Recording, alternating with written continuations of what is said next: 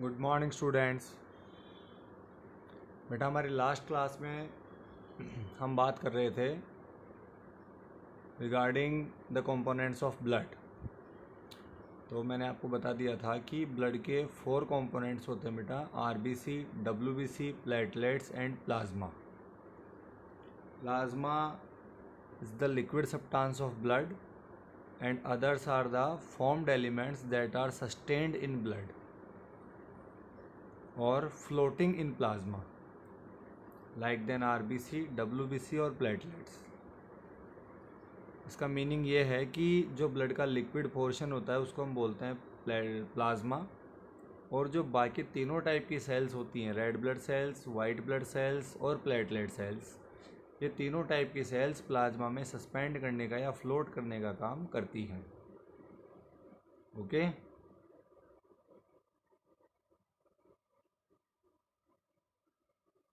Now we talk about the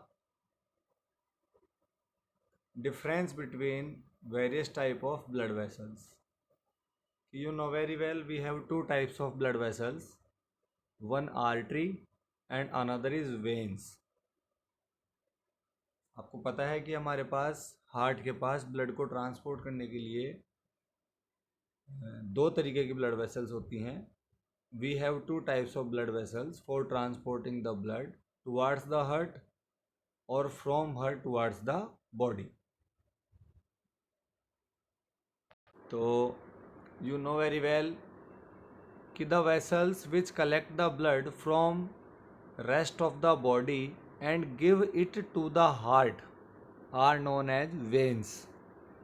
वो vessels जो पूरी बॉडी से ब्लड को कलेक्ट करती हैं और उस कलेक्टेड ब्लड को लाकर हार्ट को देती हैं, है ना. मतलब the vessels which collects the blood from the body and gives it to the heart. ऐसा क्यों किया जाता है? क्योंकि पूरी बॉडी से जो डीऑक्सीजनेटेड ब्लड होता है या वो ब्लड जो रेस्पिरेशन में काम आ चुका होता है और जिसमें CO2 का कंसंट्रेशन इंक्रीज हो जाता है, तो उस ब्लड को हमें we have to be purify that. तो हमें उसको प्योरीफाई करने के लिए पहले लाके हार्ट को देना पड़ेगा और फिर हार्ट उस ब्लड को ट्रांसपोर्ट करेगा to the lungs, and in the lungs the CO2 separated out and oxygen mixed with the blood, जहाँ पे हम एक्सेस CO2 को वहाँ से रिलीज़ करेंगे और हमारी बॉडी ऑप्टिमम अमाउंट में, उसमें हमारी जो एल्वोलाई है वो ऑप्टिमम अमाउंट में उसके अंदर ऑक्सीजन वापस से मिक्स करेंगी ताकि हमारा ब्लड वापस से प्योरीफाई हो सके और फिर अगेन हम इस प्योरीफाई ब्लड को हार्ट को दे करके और वापस हार्ट के थ्रू हम पूरी बॉडी में सर्कुलेट कर सकें. मैं आपको दोबारा समराइज करता हूँ इस बात को कि heart is only A pumping organ. Heart सिर्फ एक पंपिंग ऑर्गन होता है जिसका वर्क होता है सिर्फ ब्लड को पंप करना. एक मीडिएटर होता है between the body and lungs. Body से जो ब्लड आता है वो हार्ट तक आता है, हार्ट से वो ब्लड लंग्स को दिया जाता है, फिर लंग्स से वो ब्लड प्योरीफाई होकर के वापस हार्ट को दिया जाता है, and then again heart deliver this blood to the whole of the body in the oxygenated form.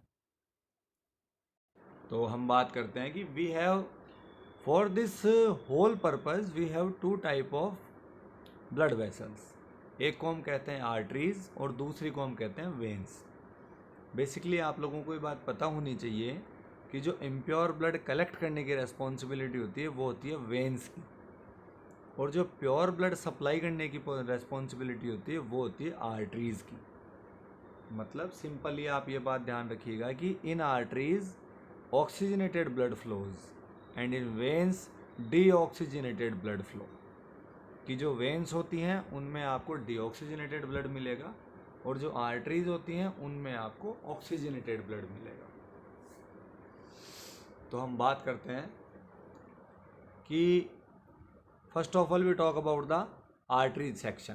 तो point number 1, arteries always carry oxygenated blood from heart to body part except pulmonary artery.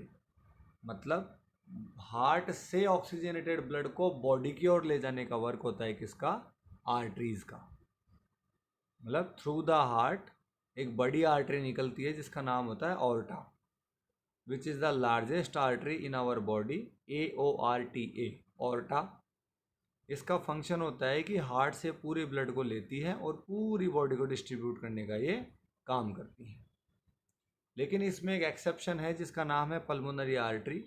Pulmonary artery actually उस when को बोला जाता है जो heart से blood lungs को देती है ले जाकर। जो इम्प्योर ब्लड को हार्ट से लंग्स तक कैरी करती हैं उस वेन का नाम होता है pulmonary artery. So actually this artery is the exception of normal arteries. Second point, इनको हम डिस्ट्रीब्यूटिंग वेसल भी कहते हैं because it has the work distribute the blood. इनके पास ब्लड को डिस्ट्रीब्यूट करने का ही काम होता है, इसलिए हम इनको डिस्ट्रीब्यूटिंग वेसल्स भी कह सकते हैं। Character number 3, arteries has always thick and elastic nature. ये वेरी इंपॉर्टेंट थिंग आपको पता होनी चाहिए कि जो आर्टरी होती है उसका डायमीटर या जो उसकी जो वॉल्स होती हैं, आउटर वॉल्स जो होती हैं आर्टरी की, वो हमेशा थिक होंगी। वो थिक इसलिए होंगी कि due to the blood pressure, जब हार्ट अपनी ओर से पूरी बॉडी की तरफ ब्लड को फ्लो करवाएगा तो वहाँ पे आपको ब्लड का प्रेशर हायर मिलेगा इन कंपैरिजन ऑफ वेन्स।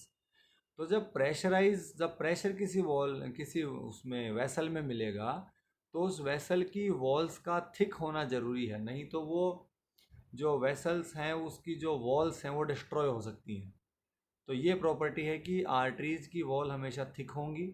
और सेकंड प्रॉपर्टी है कि ये हमेशा इलास्टिक होंगी, और क्योंकि due to elastic nature it always can compensate the increasing और डिक्रीजिंग ब्लड प्रेशर। अगर कभी भी आपका बीपी इंक्रीज होता है या डिक्रीज होता है तो due to their elastic nature artery can compensate this thing. Arteries होने वाले चेंज को कंपनसेट कर पाती है due to the elastic nature. Character number 4, valve हमेशा एब्सेंट होते हैं। आर्टरी में कभी कोई वॉल्व नहीं होता क्योंकि आर्टरी का प्रेशर ही इतना तेज होता है कि ब्लड के बैकवर्ड फ्लो की कोई चांस नहीं होती है ना। ये रीज़न बिहाइंड दिस, आप ये पूछ सकते हैं कि सर वॉल्व क्यों नहीं होता आर्टरीज में। तो आर्टरीज का यूनिडायरेक्शनल फ्लो इतना फास्ट होता है कि आर्टरीज में ब्लड के बैकवर्ड फ्लो के लिए कोई चांस नहीं होता, इसलिए हमें वहाँ पे वॉल्व्स की नीड नहीं होती है। फिफ्थ कैरेक्टर है इसके अपीयरेंस से जुड़ा हुआ कि आर्टरीज हमेशा आपको डीप स्कैटर्ड मिलेंगी। डीप सीटेड का मतलब हो गया कि आर्टरीज की पोजीशन आपको हमेशा किसी भी बॉडी ऑर्गन में नीचे की ओर मिलेंगी बजाय वेन्स के। अगर आप ह्यूमन बॉडी को ऊपर की तरफ से अगर छीलना शुरू करेंगे या पील अप करना शुरू करेंगे तो आपको पहले ऊपर वेन्स मिलेंगी और नीचे बेसल पोर्शन में आपको आर्टरीज मिलेंगी, मतलब डीपली अरेंज होती हैं arteries. One thing you mention also here, the largest artery in the body is aorta, AORTA. Aorta is the largest artery found in human body. Now comes to the vein side. Character number 1, veins always carry deoxygenated blood. Deoxygenated means the blood which have higher concentration of carbon dioxide rather than oxygen. और इसका transporting किधर से किधर होगा? इसका transporting artery से reverse होगा, from body parts to heart. मतलब वेन्स का फंक्शन होता है पूरी बॉडी से ब्लड को कलेक्ट करना और पूरी बॉडी से ब्लड को कलेक्ट करके इसको वापस लाके हार्ट को देना। आगे का कंसेप्ट आपको पता है कि हार्ट फिर इस ब्लड का क्या करेगा, हार्ट इसको लंग्स को प्रोवाइड करेगा, लंग्स वहाँ से ऑक्सीजन मिक्स करेंगे, CO2 रिलीज करेंगे and they will make the blood purified और प्योर। इसका एक एक्सेप्शन है पल्मोनरी वेन, क्योंकि एक्चुअली पल्मोनरी वेन का फंक्शन होता है ऑक्सीजनेटेड ब्लड को लंग्स से हार्ट तक ट्रांसपोर्ट करना, है ना। तो ये वेन एक एक्सेप्शन है वेन्स का। Pulmonary vein is the exception of veins. क्यों होता है ऐसा? Because pulmonary vein always transport the oxygenated blood from lungs to the heart. और एक्चुअली वेन्स का फंक्शन होता है बॉडी से हार्ट को प्रोवाइड कराना, बट ये लंग्स से हार्ट की तरफ आती है, इसलिए हम इसको बोलते हैं पल्मोनरी वेन। दूसरा रीजन एक्सेप्शन का ये भी है कि एक्चुअली वेन्स में इम्प्योर ब्लड चलता है लेकिन पल्मोनरी वेन में प्योर ब्लड फ्लो होता है। सेकेंड पॉइंट, इनको हम कलेक्टिंग वेसल भी बोलते हैं क्योंकि ये इम्प्योर ब्लड को पूरी बॉडी से कलेक्ट करने का काम करती है। नंबर 3, वेन्स की जो वॉल्स हैं वेन जो वेसल है हमारे पास, ब्लड वेसल वेन की फॉर्म में है, उसकी जो वॉल है वो आपको थिक नहीं मिलेंगी, वो है थिन मिलेंगी, क्योंकि वहाँ इतना ज़्यादा ब्लड प्रेशर नहीं होता है, और वो लेस इलास्टिक होंगी रेदर देन आर्टरीज। मतलब वहाँ पे इलास्टिसिटी और थिकनेस जैसा कोई कैरेक्टर नहीं होगा। वेन हमेशा कैरेक्टर में आपको थिन और लेस इलास्टिक मिलेगी due to the less pressure. Character number 4, veins में आपको हमेशा वॉल्स मिलेंगे, क्योंकि प्रेशर कम होता है तो ब्लड के बैकवर्ड फ्लो की पॉसिबिलिटी रहती है, इसलिए ब्लड के बैकवर्ड फ्लो को प्रिवेंट करने के लिए आपको एक पर्टिकुलर साइट पे आपको वॉल्स मिलेंगी, और इन वॉल्स का फंक्शन होता है ब्लड के बैकवर्ड फ्लो को प्रिवेंट करना। फिफ्थ कैरेक्टर जो है वो बिलोंग करता है आपके अपीयरेंस की, जो वेन है वो बॉडी में आपको सुपरफिशियल मिलेगी। सुपरफिशियल मतलब डीप जो है वो तो आपको आर्टरी मिलेगी, और आर्टरी से ऊपर आपको वेन्स मिलेगी। तो ये था अपना difference between arteries and veins. A very important topic regarding to the board exam of class 10। पूछा जाता है जनरली कि give any 3 differences between arteries and veins, give any 4 differences between arteries and veins. Now we talk about transportation in plants. Till now हमने ये discussion किया था कि transportation in humans कैसे होता है। उसमें हमने देखा कि ब्लड क्या होता है, ब्लड को ट्रांसपोर्ट करने का फंक्शन किसका होता है, हार्ट क्या होता है, how many chambers are in heart, upper chambers को हम क्या कहते हैं, लोअर चैम्बर्स को हम क्या कहते हैं, हार्ट का मेन फंक्शन क्या होता है, collecting the blood, transporting the blood, purify the blood, heart के पास कितनी वेसल्स होती हैं, कैसे फंक्शन करता है, प्लेटलेट्स का फंक्शन क्या है, डब्ल्यूबीसी का फंक्शन क्या है, ये सब हमने देखा transportation in human being. Now we talk about transportation in plants.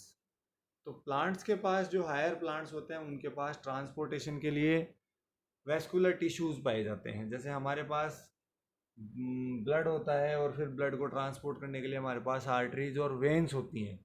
वैसे प्लांट को बेसिकली ट्रांसपोर्ट करनी होती है एक तो वाटर मॉलिक्यूल्स, और एक गैसेज मॉलिक्यूल्स, और एक फूड पार्टिकल्स।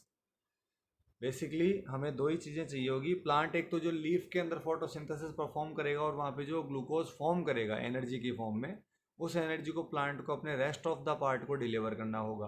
तो फर्स्ट रिक्वायरमेंट तो ये है कि जो सिंकिंग ऑर्गन है अपने पास, सिंकिंग ऑर्गन, ग्लूकोज का जो स्टोरिंग ऑर्गन है, सिंकिंग ऑर्गन है, मतलब लीफ। तो from the leaf all over the plant या all parts of the plant, plant have to deliver the starch, sugar, glucose for their metabolic activities। तो हमें leaf portion से बाकी पूरे पार्ट को, रूट को, फ्लावर को, स्टेम को एनर्जी डिलीवर करनी होगी। तो एक रिक्वायरमेंट तो हमारे लिए हो गई फूड डिलीवरिंग की। दूसरी रिक्वायरमेंट हमारे लिए हो गई कि फोटोसिंथेसिस प्लांट जब परफॉर्म करेगा तो प्लांट को वाटर की रिक्वायरमेंट होगी। तो वाटर जो है वो प्लांट को मिलेगा अपने सिंकिंग ऑर्गन रूट से। वाटर का जो स्टोरिंग ऑर्गन होता है वो सॉयल होता है, और सॉयल में प्लांट का जो पार्ट होता है वो होता है रूट। तो from the root water has to be reach to the leaves. Water को हमारे को रूट से लीफ तक कंडक्ट करवाना होगा। अगर हम लीफ तक कंडक्ट नहीं करवा पाएंगे तो हमारा फोटोसिंथेसिस कंप्लीटली परफॉर्म नहीं हो पाएगा, because carbon dioxide and water are the main components which are usable in process of photosynthesis। तो यू नो वेरी वेल कि कार्बन डाइऑक्साइड तो प्लांट एटमॉस्फेयर से लेगा, but from where he takes the water, तो plant takes the water from their root. तो एक तो हमें ऐसा मीडियम या ऐसा वेस्कुलर टिश्यू चाहिएगा जो from the root to the leaves water को कंडक्ट करवा सके, और एक हमें ऐसा वेस्कुलर टिश्यू चाहिएगा जो from the leaf to the other parts of the plant energy को ट्रांसपोर्ट करवा सके। तो for these requirements plant have two type of vascular tissues with the name xylem and phloem. Revising again, xylem and phloem. Xylem perform the function of conducting water and minerals from the root to the aerial part of the plant, और phloem basically carries photosynthesis product from leaves to the other part of the plant। Xylem का function होता है basically water और minerals को transport करवाना, phloem का function होता है बेसिकली एनर्जी को ट्रांसपोर्ट करवाना। अब आपको इसके लिए जाइलम और फ्लोएम में डिफरेंस देखने पड़ेंगे।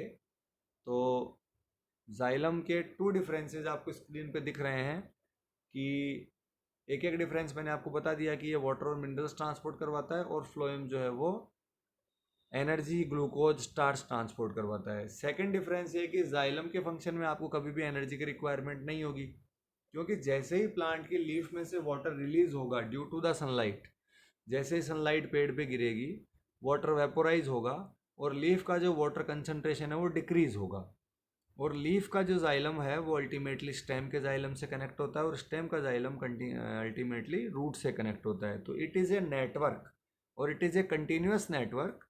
तो जैसे ही लीफ अपना वाटर रिलीज करेगी तो लीफ से एक प्रेशर जनरेट होगा on the stem, and stem will generate this pressure to the roots, और roots will generate this pressure to root hairs. तो रूट फाइनली रूट हेयर को प्रेशराइज करेगी और रूट हेयर से वाटर एब्जॉर्ब किया जाएगा to the root, फिर root से वाटर एब्जॉर्ब किया जाएगा टू द स्टेम, और स्टेम से फिर ये वाटर एब्जॉर्ब करके फाइनली वापस लीफ तक पहुंचा दिया जाएगा। तो वहाँ पे एक सिंपल सकिंग प्रोसेस होता है, एब्जॉर्प्शन प्रोसेस होता है, जिसमें लीफ में अगर वाटर का कंसंट्रेशन डिक्रीज हो गया तो लीफ ऑटोमेटिकली वाटर को इसके सिंकिंग ऑर्गन से ऊपर की ओर सक कर लेती है, खींच लेती है। But what is in the case of phloem?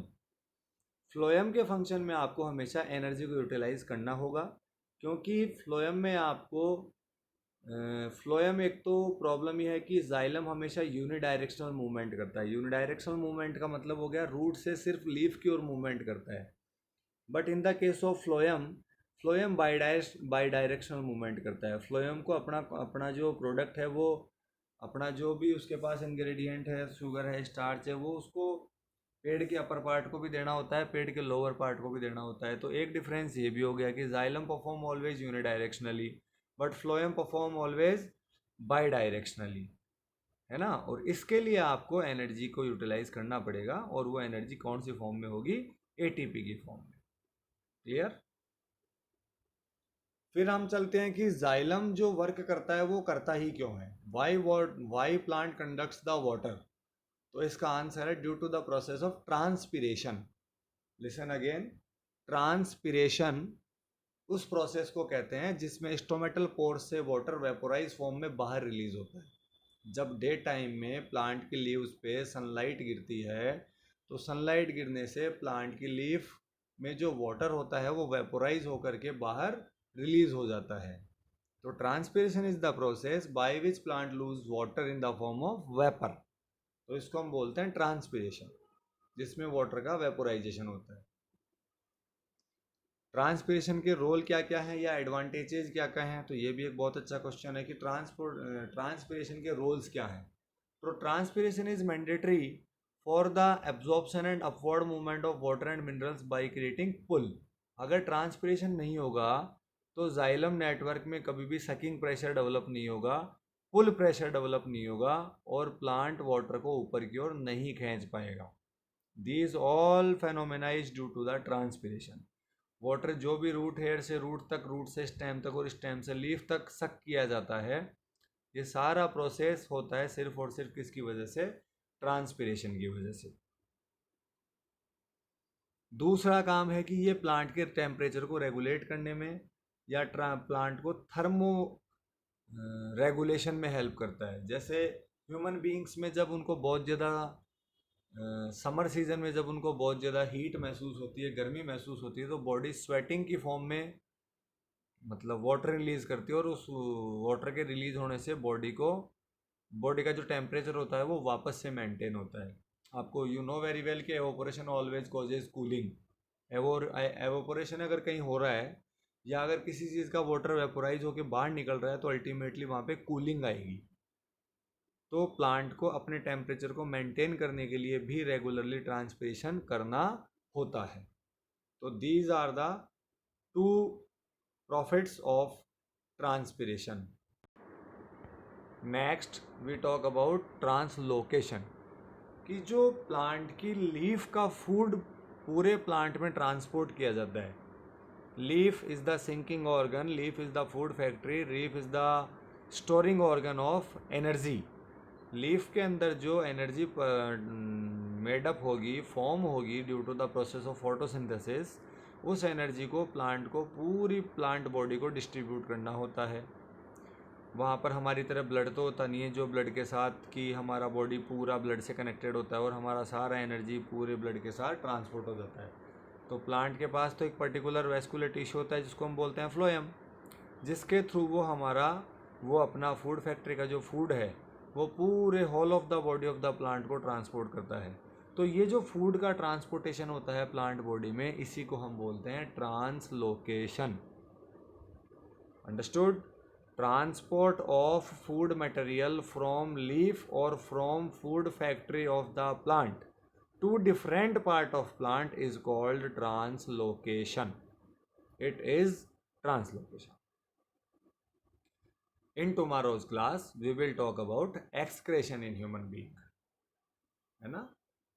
Next class जो भी होगी उसमें हम बात करेंगे ह्यूमन बीइंग में excretory system. Only this one system is pending now. After completing this system, our this chapter is complete. Have a good day.